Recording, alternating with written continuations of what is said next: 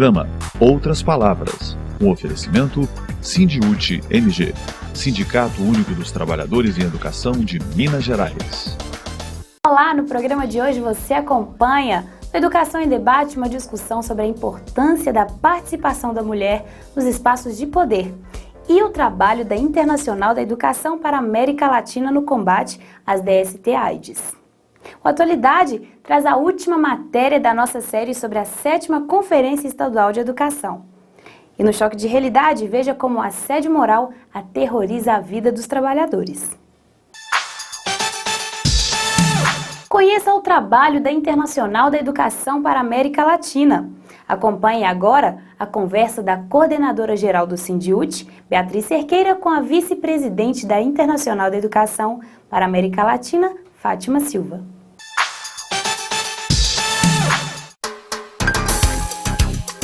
Educação em Debate. Conversamos com Fátima Silva. Ela é pedagoga, secretária de Relações Internacionais da CNTE e vice-presidenta da Internacional da Educação para a América Latina. Fátima, um prazer recebê-la aqui no nosso programa. Prazer é nosso, uma alegria estar com outras conversas, outras palavras para Minas Gerais e para o movimento de educadores e educadoras deste estado. Quais são as políticas que a Internacional da Educação desenvolve? A Internacional da Educação é uma entidade de representação sindical dos trabalhadores da educação. Nós temos afiliados mais de 146 países e nós nos organizamos no mundo todo através das regiões. No caso, temos a região Ásia-Pacífico, a região da Europa, a região África e a nossa região aqui, que é da América Latina, qual nós chamamos IEA, o Internacional da Educação da América Latina. Nós entendemos, Beatriz, que o sindicato, na mesma linha dos sindicatos da CNTE, do Sindiúti, que é afiliado à CNTE, e também fazemos parte e somos afiliados à CUT, que o sindicato é um sindicato cidadão, é aquele que vai além da pauta econômica, da negociação salarial, mas também luta pelos direitos do conjunto da sociedade. Por exemplo, o principal ponto que nos unifica o mundo todo é a defesa pela educação pública. Esse é o ponto que unifica todos os sindicatos que estão dentro da Internacional da Educação. E o segundo é a valorização desses profissionais que fazem a educação pública como um direito humano. E dentro dessa linha de sindicato cidadão, nós trabalhamos a questão da diversidade, dos direitos LGBT, trabalhamos a questão das DSTs, da AIDS, e principalmente fazemos um trabalho muito intenso na África, em função de que é onde a epidemia da AIDS ainda está muito presente e com um número alarmantes. Também trabalhamos a questão da educação indígena, trabalhamos agora a questão do direito da educação à primeira infância, ou então da educação pré-escolar adequando no Brasil, entre tantos temas que nós trabalhamos. E também trabalhamos a questão de gênero e a questão de mulher, de raça e de etnia. Na questão de gênero, no caso da América Latina, nós temos uma rede de mulheres trabalhadoras da educação, que já vai fazer 10 anos que nós estamos organizando nesta rede. O Sindiúti faz parte desta rede de mulheres, temos participado das ações, das agendas. Qual que é a importância dessa organização para o movimento sindical? Bom, a importância dessa organização para o movimento sindical é de pensar também que a classe trabalhadora tem 2 sexos, mas a educação e a saúde são aonde a grande maioria dos seus profissionais são mulheres. E para isso tem que ter políticas distintas e diferentes. São 2 setores, saúde e educação, que a maioria dos seus profissionais são mulheres. No caso da educação básica, na América Latina, nós somos 86% formada por mulheres. E tudo isso nós temos um estudo que comprova, já que as funções que são, a gente vai discutir o mundo do trabalho, que as funções aonde são desempenhadas por grande parte por mulheres, muitas vezes não têm uma remuneração satisfatória, até porque são consideradas extensão da sua condição biológica, da sua condição feminina, é de ser mulher. Ou seja, na saúde, o cuidado com as pessoas, o cuidado com o corpo, como se fosse uma extensão, e por isso não tem tanta valorização profissional. E nós, enquanto da educação, que ser professor, ensinar e educar, também é uma extensão daquilo que a gente é. E Paulo Freire nos ensinava muito bem isso, quando ele dizia, professora sim, tia não. Então, ter uma rede é para trabalhar as questões do mundo do trabalho, para trabalhar as questões da discriminação e discutir os espaços que as mulheres ocupam neste mundo do trabalho. E no caso da nossa rede, o espaço que as mulheres ocupam enquanto dirigentes sindicais dos nossos sindicatos da América Latina. Uma categoria que tem 86% 86% formada de sua base por mulheres, tem poucas mulheres que são dirigentes sindicais. Nós temos um caso, vou citar aqui novamente a Colômbia, que tem 15 dirigentes sindicais nacionais, desses 15 dirigentes sindicais nacionais não tem nenhuma mulher. E por quê? Porque não é dadas as condições que as mulheres chegam a esse espaço de poder. E é muito comum que a gente vá nos congressos educacionais, a mesa de autoridades é composta na sua grande maioria por homens. Por que acontece isso? Porque os espaços de poder, de decisão da educação, é composto por homens. Então, quando você tem um espaço público dessas mesas, é evidente que a grande maioria que vai estar lá é composta por homens, enquanto tem uma grande base de trabalhadoras que são mulheres. Mas nós discutimos isso dentro da ótica do mercado de trabalho e das condições e das oportunidades que tem que ser dado para a mulher para participar na vida política do sindicato, mas também na vida política partidária e em todos os espaços de decisão de poder. Sua opinião, Fátima, que ações o sindicato pode adotar para mudar essa realidade de poucas mulheres dirigentes sindicais? Tem coisas muito simples e que nós já fazemos aqui na CUT, que foi uma conquista desde quando nós tínhamos comissão de mulheres, mas também dentro da CNTE e dentro do Sindiúti, que é as creches. As creches, quando a gente tem congresso, quando a gente tem assembleia, tem mostrado uma política tão simples, mas uma política eficaz e eficiente para que as mulheres venham participar mais do sindicato. E é bom lembrar que a obrigação de cuidar dos filhos e cuidar da prole não é somente das mulheres, é também dos homens, é também dos pais que são professores e são educadores. Agora é uma política que para nós está tão incorporada no Brasil, dentro da CNTE, dentro do Sindiúti, mas que não está nos demais sindicatos da América Latina. Eu tenho feito uma discussão constante com todas as direções dos sindicatos no sentido da implementação da creche para possibilitar a participação das mulheres. Mas é uma realidade muito distante ainda. Falando outro assunto, Fátima, a CNTE, através da Internacional da Educação, e o Sindiúti também participa do programa DST. Qual que é a importância desse programa para a gente? A importância que ele tem é de mostrar à sociedade e também para nós internamente, com os nossos afiliados e com aqueles que nós somos a razão de existir, que é os alunos, os nossos educandos, de que esse tema de saúde, de educação, de direitos sexuais e reprodutivos também faz parte da nossa pauta enquanto sindicato. O programa DST-AIDS para nós no Brasil foi impulsionado pela Internacional da Educação. Agora nós temos uma realidade totalmente diferente, por exemplo, dos países da África ou demais países, porque aqui no Brasil nós temos uma política efetiva de Estado no combate às DSTs e à AIDS, que nos outros países ainda trabalha só a questão da AIDS, no caso do Brasil, através do Ministério da Saúde, é as DSTs AIDS, um programa exitoso. E por que ele é exitoso? Porque desde o princípio, quando começou a pandemia da AIDS, foi feita uma combinação perfeita da sociedade civil. É importante dizer que o programa que o governo brasileiro tem hoje, enfim, a política toda colocada para as pessoas que vivem com HIV e AIDS, é uma política conquistada pelo conjunto da sociedade civil nos anos 80, quando começou a pandemia da AIDS. E nós fazermos parte hoje, já com 8 anos desse programa, é colocar em prática os sonhos do Betinho, aquele que quando dizia assim, a AIDS é uma responsabilidade de todos, da sociedade civil e também dos governos. É entender que essa pauta faz também parte de um sindicato cidadão. Ela tem uma importância, e principalmente quando nós conseguimos trabalhar articulado com o governo federal, através do Ministério da Educação e do Ministério da Saúde, na implementação do programa Saúde e Prevenção na Escola, porque leva o jovem a ser protagonista, e não ser um mero receptor de informações sobre AIDS, sobre DST. Também um programa exitoso, porque a gente conseguiu articular sociedade civil, no caso sindicatos, com as políticas de Estado, através de formação de professores, através de construção de material didático e de grande mobilização, de visibilidade, dia 1º de dezembro, externa, mas em função de uma política desenvolvida nas nossas escolas e também dentro dos nossos sindicatos, no decorrer do ano todo. É dizer, um sindicato cidadão preocupado com a vida e um sindicato que se envolve em todos os temas que são da nossa contemporaneidade. Você teve a oportunidade de conhecer um pouco o trabalho da Internacional da Educação para a América Latina.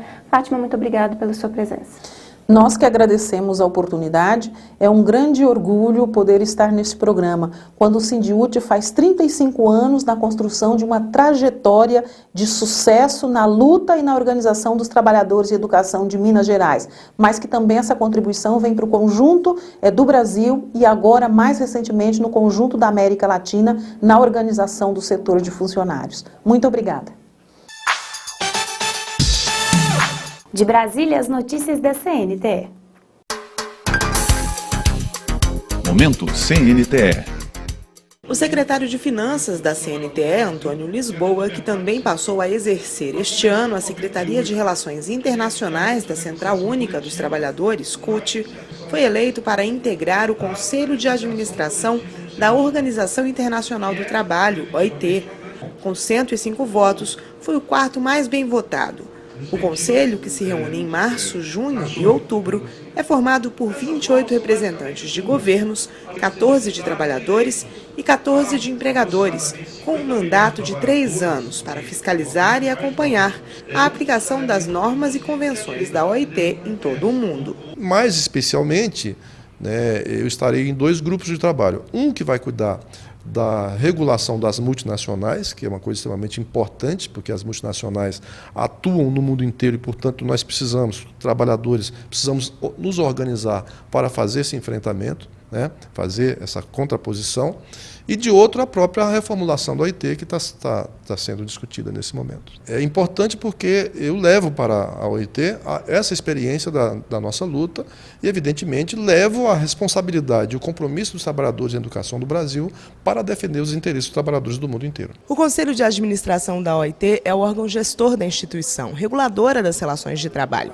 Para a CNTE, a eleição do secretário revela o respeito da comunidade internacional. É uma participação que mostra o preparo do nosso ramo, o preparo dos trabalhadores de educação brasileiros para atuarem numa área que vai lidar com questões importantíssimas para a classe trabalhadora no mundo inteiro. É a consolidação dos trabalhadores de educação como um setor importantíssimo para a classe trabalhadora de uma maneira geral. Porque o Lisboa vai estar atuando numa organização cujo princípio, cujo objetivo é mediar as relações de trabalho no mundo, e isto é muito importante, porque a nova função do Lisboa vai ser desempenhada levando em consideração os trabalhadores do mundo inteiro e não apenas mais os trabalhadores brasileiros. Tire sua dúvida com o Departamento Jurídico. Tira dúvidas. Fiz pedido de mudança de remoção e até presente data o Estado não me concedeu. É possível alguma medida judicial?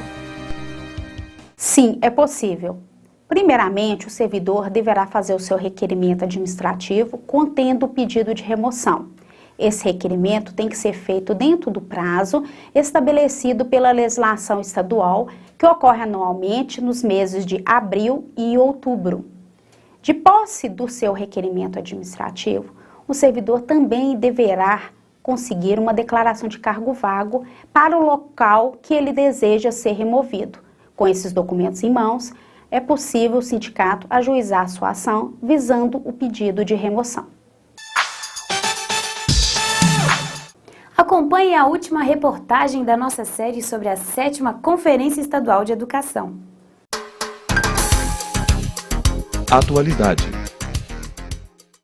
Um encontro para ficar na história do Sindiúti-MG. Foi assim que os educadores de Minas Gerais definiram a 7ª Conferência Estadual da Educação realizada pelo Sindiúti em Contagem, dias 30 e 31 de agosto último. O evento foi intenso em debates e proposições. No dia 31, uma mesa de debates discutiu sobre o tema Uma Outra Educação para Minas é Possível, o olhar do movimento social, com Frederico Santana Rique, cientista social, integrante da articulação dos movimentos sociais Quem Luta Educa, Jairo Nogueira Filho, secretário-geral da CUT Minas, Sônia Roseno, pedagoga da terra, do setor estadual de educação do Movimento dos Trabalhadores Rurais Sem Terra, MST, Hércio Sena, ex-diretor do Sindiúte-MG e coordenador do Departamento de Comunicação da PUC Minas, Lincoln Emanuel, da AMES, e Priscila Araújo, coordenadora estadual do Levante Popular da Juventude. Uma outra educação é possível só com mais participação e envolvimento da sociedade, com congresso nacional, com representantes mais a cara do povo brasileiro. Então esse processo educacional que a gente tem que fazer com a classe trabalhadora é muito importante. É muito importante para a gente conseguir fazer essa real mudança. Porque a mudança não vai estar só dentro da sala de aula. Ela antes vai ter que acontecer do lado de fora. Ela vai ter que vir um processo de pressão da sociedade e nós, trabalhadores, fazemos parte da sociedade para poder alterar esse processo de educação em Minas Gerais. Chegamos à conclusão que é muito mais importante eu brigar por educação pública de qualidade enquanto funcionário da CEMIG do que, às vezes, brigar por 1% de aumento real no ano. Muito mais importante, tanto da questão de toda a sociedade estar participando disso, quanto eu, enquanto trabalhador, vou ter um ganho muito maior que 1% de aumento real. Uma outra educação do campo também é possível para Minas Gerais. E é nesse sentido que a gente conta, com a parceria dos trabalhadores da educação do campo com os trabalhadores da educação da cidade, para a gente, de fato, junto, fazer uma outra educação. Os educadores também tiraram uma carta-documento do encontro com ações propositivas e voltaram para casa com muitos ensinamentos, entre eles, conhecimentos que não cabem em um livro, do mestre Miguel Arroio, professor emérito da UFMG. Ele falou sobre o movimento docente. Uma outra educação é possível com abordagens sobre os direitos do trabalho articulados aos direitos da cidadania. E hoje, depois de 35 anos, se me perguntasse quem tem tido um papel mais central na educação brasileira, eu diria que não foi o MEC, não foram as secretarias de educação, não foram as políticas educativas, tem sido o movimento docente. Nestes 35 anos, vocês, educadoras e educadores da escola pública básica, não são as mesmas, não são os mesmos. A origem social hoje do magistério não é a mesma do que faz 35 anos. Têm sido feitos estudos que mostram que hoje quem estuda para o magistério vem de famílias entre 3 e 6 salários mínimos. Isto é muito sério. Hoje, cada vez mais, a identidade de trabalhadores não é uma afirmação gratuita. São filhas, filhos de trabalhadores, vocês, como eu. No momento cultural, animação de sobra, sem limites para gargalhadas, com o ator, humorista e comediante Carlos Nunes. No meu teatro, eu tenho um compromisso com a alegria e com a felicidade. Estava marcado para começar às 9 horas, e aí me convidaram para acordar vocês. Como se o professor não acordasse 6 horas da manhã. E aí eu fui ver.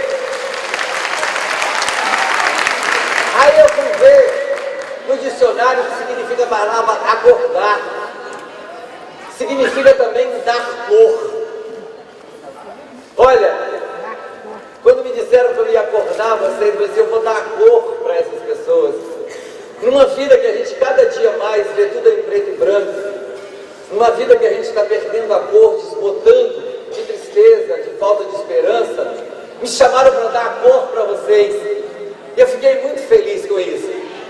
Eu queria que a gente colorisse de vermelho, por isso eu vim de vermelho. Eu queria que a gente colorisse de vermelho, sabe, de verdade, as nossas vidas. E que a gente colorisse a nossa profissão de educador. A vida é o nosso único bem. Por isso, se eu pudesse, se eu soubesse, nessa manhã de hoje, eu queria ensinar a cada um de vocês a gerenciar a sua vida, para que a gente fosse mais feliz. Porque foi só para isso que a gente nasceu. para ser ministro.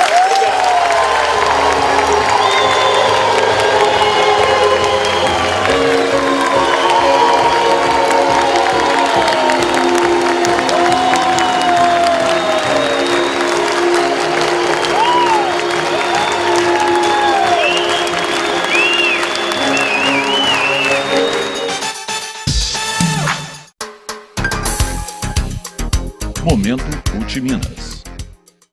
As diversas formas sobre assédio e violência no trabalho foram os temas abordados pelos especialistas. A médica do trabalho, Margarida Barreto, e a advogada cubana, Lídia Guevara, durante o primeiro seminário estadual sobre assédio moral, promovido pela CUT Minas. O evento aconteceu no auditório do Sindieletro, em Belo Horizonte. É que a violência é mais abrangedora que o assédio moral. É muito difícil provar o assédio moral. Tem alguns requisitos que depois no tribunal se faz muito difícil para o trabalhador demonstrar que está sendo assediado. Por isso, vou dar a mais importante questão é a comunicação, a informação, a preparação dos dirigentes sindicais, os trabalhadores, para conhecer o que significa a violência no trabalho. Então, é uma forma de discriminação no emprego. Violência existe em qualquer setor, no mesmo da educação, nos ensinos, na comunidade, mas o mais importante é conhecer a situação da violência no trabalho. Na América Latina, para que vocês saibam que não é somente no Brasil que os trabalhadores do Brasil que estão sendo assediados. Há um conjunto de direitos que se chamam fundamentais: direito à vida, direito à saúde, à educação.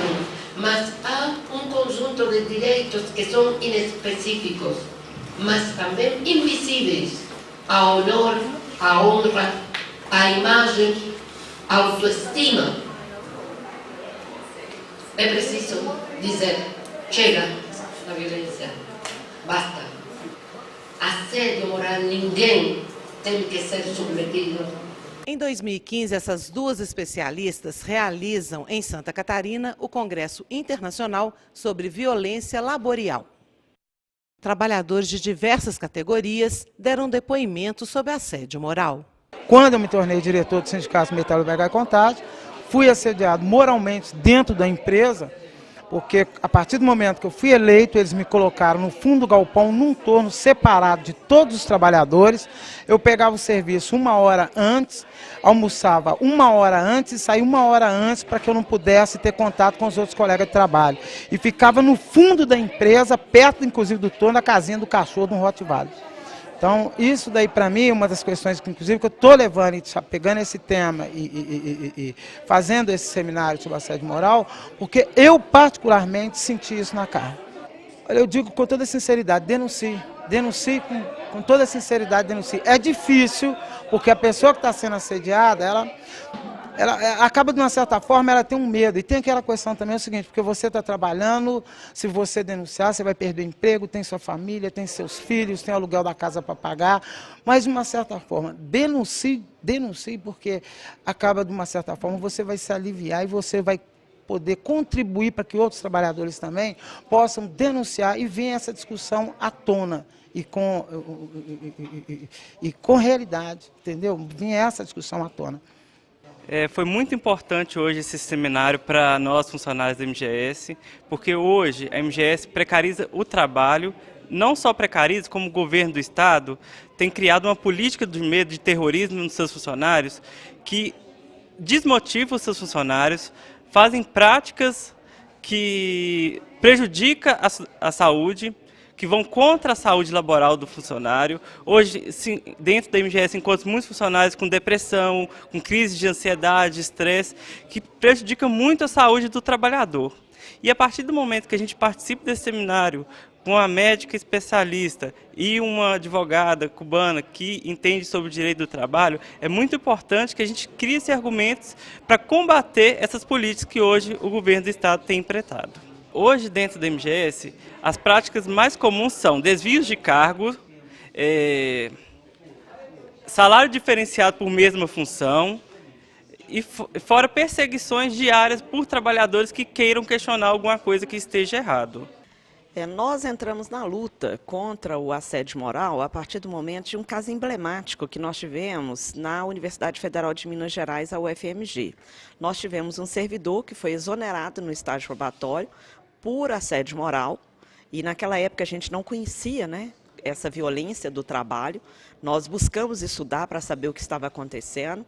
Nós conseguimos retornar com esse trabalhador, né, de volta para a universidade, mas a nossa universidade não admitiu que era assédio moral, mas admitiu que houve um erro, um equívoco ao mandá-lo embora. E ele retornou ao trabalho. A partir desse momento, nós fizemos então essa luta contra o assédio moral. E nós fizemos algumas atividades, seminários, a confecção de um manual. E aí, por que nós chamamos de manual e não cartilha? Porque as cartilhas, elas param quando diz o que é o assédio moral. E nós fomos um pouco além.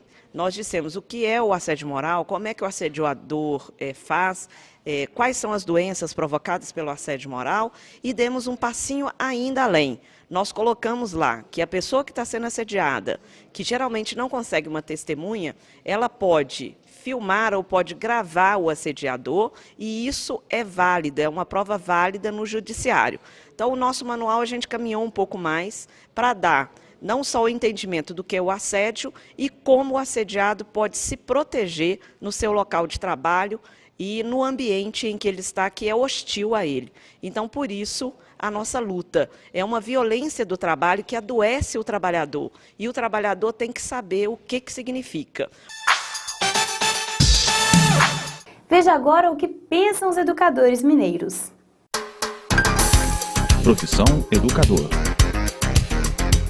Para nós, a subsede de Muriaé, esse encontro é muito caro, porque a subsede foi pioneira no movimento de combate ao assédio moral. Conseguimos produzir material, trazer vítimas que levaram seus depoimentos junto à Comissão de Educação da Assembleia Legislativa de Minas Gerais. Esse material foi encaminhado para a Secretaria de Educação, para o governo, e conseguimos com isso um resultado concreto, que é a substituição dos quadros diretivos da Superintendência Regional de Ensino de Muriaé. Conseguimos também com isso uma mudança no ambiente de trabalho daquele local, da Superintendência de Muriaé. Então, para nós isso tem grande significado. Agora estamos aqui para reforçar novas práticas de combate ao assédio, novos materiais, para que possamos fortalecer esse movimento. Trabalho na SRE de Almenara desde 2002, sempre trabalhei no setor de aposentadoria. Eu fiquei afastada para exercer o mandato sindical por um pouco mais de um ano e 7 meses.